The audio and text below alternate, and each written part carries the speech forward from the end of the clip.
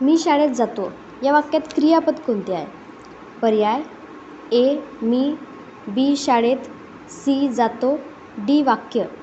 क्रियापद म्हणजे कृती दाखवणारा शब्द. मी शाळेत जातो, इथे जातो म्हणजे जाण्याची कृती आहे, म्हणूनच हे क्रियापद आहे. म्हणजेच योग्य उत्तर आहे सी जातो. पुस्तक वाचा हे वाक्य कोणत्या प्रकारचे आहे? पर्याय ए विधानार्थक, बी आज्ञार्थक, सी प्रश्नार्थक, डी इच्छार्थक. वाचा म्हणजे आदेश दिला आहे. जसं शिक्षक म्हणतात पुस्तक वाचा, जिथं आज्ञा, सूचना किंवा विनंती असते तिथे ते वाक्य आज्ञार्थक असते. म्हणजेच उत्तर आहे बी आज्ञार्थक. फुले या शब्दाचे बहुवचन काय आहे? पर्याय ए फुले, बी फुलं, सी फुले, डी फुला. एकवचन हे फूल आहे आणि त्याचे अनेक वचन झाले की फुले होते. म्हणजेच उत्तर आहे ए फुले. राम आणि श्याम खेळत आहेत या वाक्यात कर्ता कोण आहे?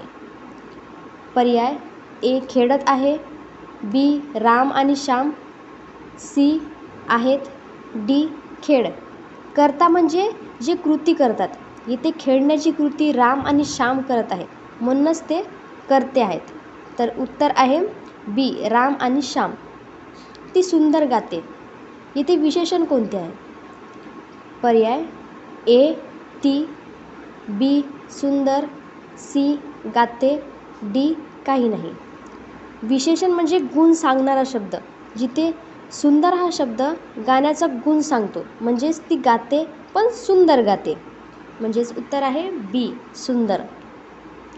मला सफरचंद आवडते येथे सर्वनाम कोणते आहे? पर्याय ए मला, बी सफरचंद, सी आवडते, डी काही नाही. सर्वनाम म्हणजे नामाऐवजी वापरला जाणारा शब्द. मला हा मी या शब्दाचा रूप आहे, म्हणजेच तो सर्वनाम आहे. म्हणजेच योग्य उत्तर आहे ए मला. पाऊस पडत आहे येथे काळ कोणता आहे? ए वर्तमान, बी भूत, सी भविष्य, डी काही नाही. पडत आहे म्हणजे आता घडतंय, सध्या चालू असलेली कृती म्हणजे वर्तमान काळ. जसं मी बोलत आहे हेही वर्तमान काळात आहे. म्हणजेच योग्य उत्तर आहे ए वर्तमान. माझे घर मोठे आहे येथे विशेषण कोणते आहे? ए माझे, बी घर, सी मोठे, डी आहे.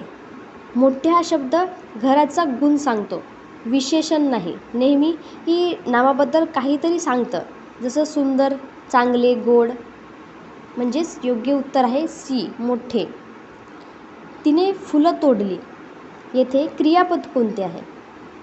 पर्याय ए तिने, बी फुले, सी तोडली, डी काही नाही. तोडली ही कृती दाखवणारी क्रिया आहे, म्हणूनच हे क्रियापद आहे. जसे लक्षात ठेवा, ज्या शब्दात केलं येतं तेच क्रियापद असतं. म्हणजेच योग्य उत्तर आहे तोडली. सूर्य उगवतो येथे नाम कोणते आहे? ए सूर्य, बी उगवतो, सी तो, डी आहे.